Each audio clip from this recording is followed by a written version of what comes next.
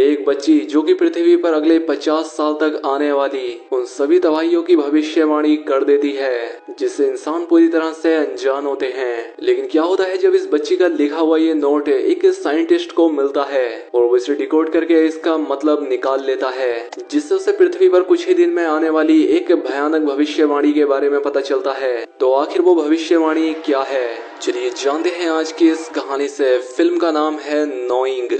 इस कहानी की शुरुआत होती है 1959 का समय दिखाते हुए, जहां पर हम स्कूल में एक लड़की लुसेंडा को देख पाते हैं और ये इंटरवल का टाइम था। लेकिन ये यहाँ पर बाकी बच्चों की तरह खेल नहीं रही थी, बल्कि ये एक जगह पर चुपचाप खड़ी थी। लुसेंडा को यहाँ पर लगातार कुछ आवाजें सुनाई दे रही थी। ऐसा लग रहा था जैसे उससे कोई कुछ बताना चाह रहा हो। खैर, अब बच्चों का इंटरवल खत्म हो जाता है और टीचर सभी बच्चों से ग्राउंड से अंदर चलने के लिए कहती है, लेकिन लुसेंडा को उसकी भी आवाज नहीं आ रही थी। इसलिए टीचर उसे उसके पास आकर क्लास में ले जाती है। क्लास में टीचर सभी बच्चों को बताती है कि कल स्कूल का ऑफिशियली ओपनिंग डे है और इसीलिए स्कूल में एक कंपटीशन होगा और इस कंपटीशन में स्कूल के बच्चे ऐसी चीजें ड्रॉ करेंगे जो कि फ्यूचर में काम आ सके, उनकी जरूरत पड़े। सभी बच्चे इस कंपटीशन को लेकर काफी खुश हो जाते हैं, इसीलिए वो कुछ ना कुछ ड्रॉ करने लगते हैं, सिवाय के लुसेंडा के। लुसेंडा अपने पेपर पर ड्रॉ ना करके कुछ नंबर्स लिख रही थी, नंबर जो कि अजीब और समझ से परे थे। उसने पूरा पेपर भर दिया था।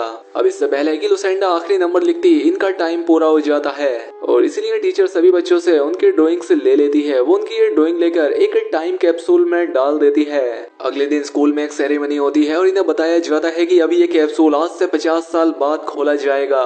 इसीलिए स्कूल ओपनिंग डे पर उस कैप्सूल को जमीन में बरी कर दिया जाता है, यानी उसे जमीन में गाड़ दिया जाता है। अब लुसेंडा की टीचर लुसेंडा को देखती है, लेकिन अगले ही सेकंड लुसेंडा गायब हो जाती है। अब ये देखकर उसकी टीचर परेशान हो जाती है, इसीलिए बोर स्कूल का बाकी स्टाफ लुसेंडा का नाम लेकर उसे स्कूल में खोजने लगते हैं। लुसेंडा की टीचर उसे ढूंढते हुए बेसमेंट तक पहुंचती है, जहां पर कुछ खुरचने की आवाजें आ रही थी। जैसे ही वो दरवाजा खोलती है, वहां पर लुसेंडा थी, लेकिन वो काफी डरी हुई थी और उसके हाथों पर कुछ खून भी लगा हुआ था। और जब वो दरवाजे पर देखते हैं तो यहाँ लुसेंडा ने डोर पर कुछ नंबर से लिख रखे थे। ये वही नंबर थे जो लुसेंडा के पेपर पर लिखने से रह गए थे। अब लुसेंडा अपने आसपास से आने वाली इन आवाजों से काफी घबरा गई थी, इसलिए वो अपने टीचर से कहती है कि प्लीज मैम इन आवाजों को बंद करें। अब इसी तरह से 50 साल बीत जाते हैं। इसके बाद हम जॉन नाम के एक साइंटिस्ट को देख पाते हैं। उसकी वाइफ की जान जा चुकी थी और वो डिप्रेशन में रहता था। इस साइंटिस्ट का एक छोटा बेटा भी होता है जिसका नाम केलब है। खैर, अब अगले दिन केलब के स्कूल की 50वीं एनिवर्सरी थी और अब उस टाइम कैप्सूल को निकालने का भी वक्त आ गया था और लेक्सी इसी बारे में यहाँ पर सभी को बता रही थी। वो इस काम के लिए स्कूल की प्रिंसिपल मिस टेलर को बुलाती है और ये वही औरत है जो लुसेंडा की टीचर थी।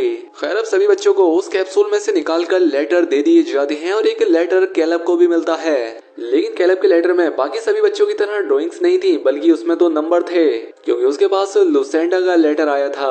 और अब कैलब जब उन नंबर को पढ़ता है तो उसके आसपास भी वैसी ही विस्परिंग स्टार्ट हो जाती है जैसे लुसेंडा को आती थी।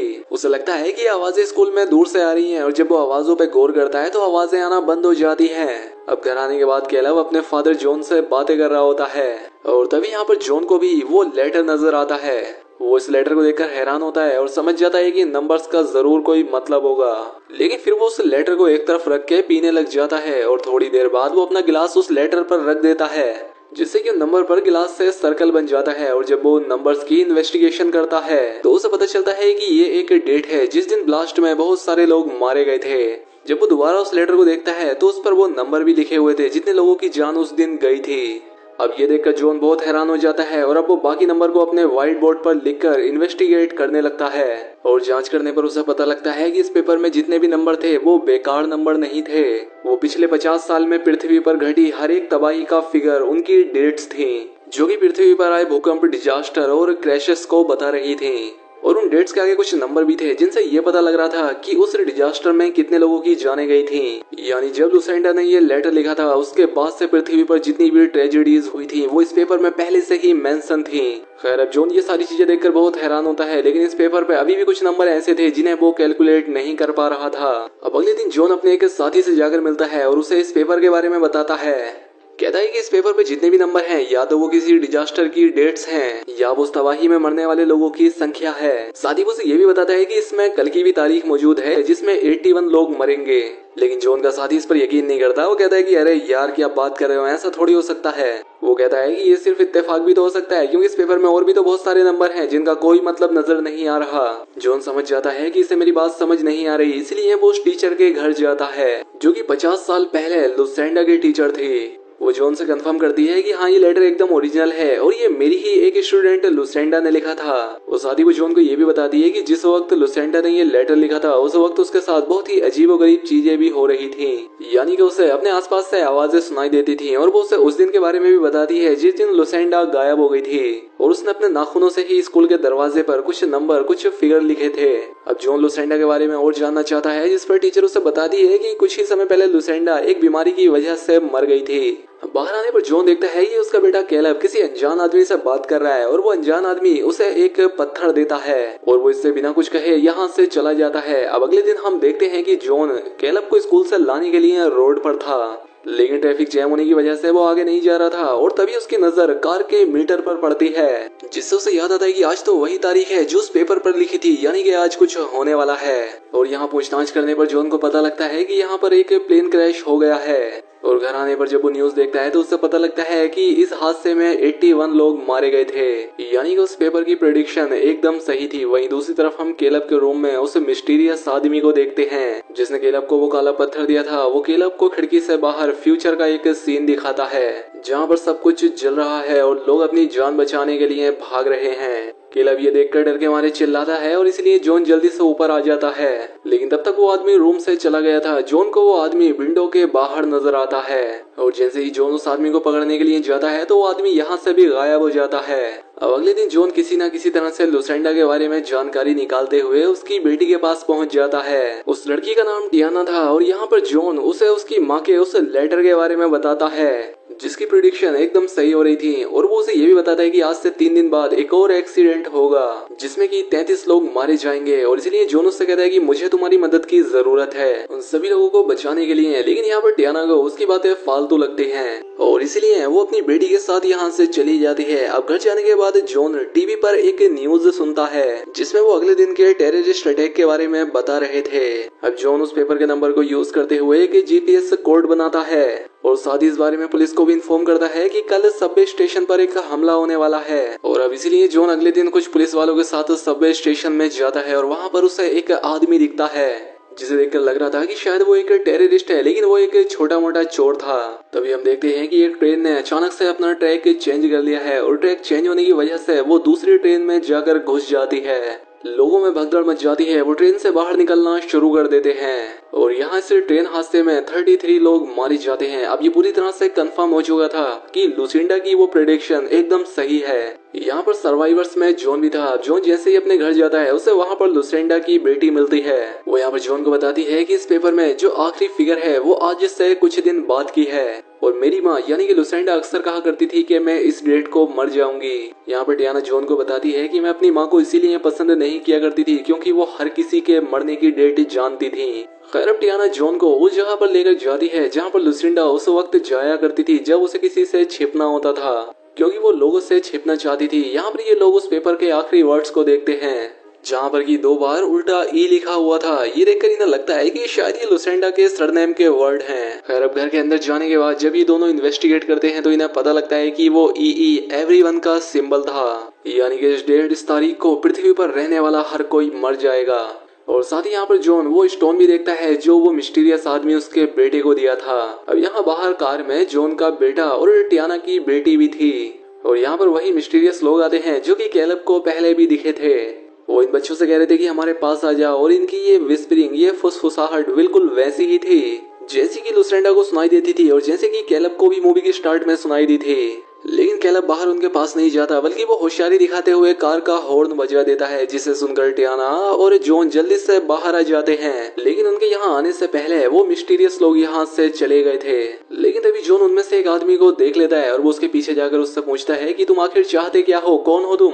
और फिर जब वो आदमी अपना मुंह खोलता है तो उसके मुंह से बहुत तेज रोशनी निकलती है और जैसे ही वो मुंह बंद करता है वो आदमी भी यहाँ से गायब हो जाता है। इसके बाद ये सभी लोग जॉन के घर पर आ जाते हैं। अब यहाँ पर टियाना बहुत दुखी थी क्योंकि उसे पूरा यकीन था कि उसकी माँ की प्रेडिक्शन कभी गलत नहीं होती थी और अब उसकी इस भविष्यवाणी के हिसाब से एक दिन बाद हर कोई मर जाएगा और ये एक साथ उनकी इस दुनिया में आखिरी रात है। अब यहाँ पर टियाना की बेटी एक ड्राइंग बनाती है जिससे जॉन समझ जाता है कि अगले दिन जो डिजास्टर जो कयामत आएगी वो सूरज की तरफ से आएगी और इसलिए अब वो अपने ऑफिस जाता है और सूरज की रेडिएशन लेवल को चेक करता है जो कि यहाँ पर काफी ज्यादा एबनॉर्मल थी। यानी कि सूरज से ऐसी खतरनाक फ्लेयर्स ऐसी तरंगें निकलेंगी जो कि पूरे सोलर सिस्टम को तबाह कर देंगी।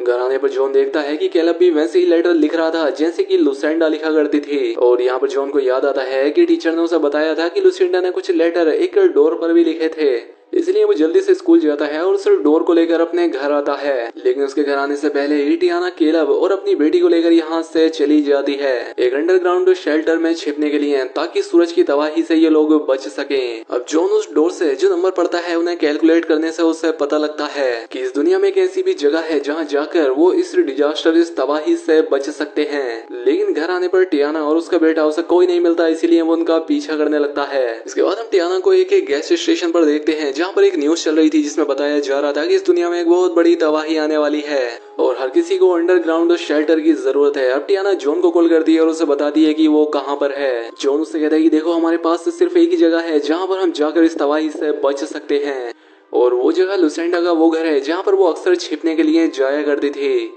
ये लोग अभी यहाँ पर बात ही कर रहे थे कि तभी कुछ लोग टियाना की कार को चुरा लेते हैं जिसमें उसके बच्चे भी थे।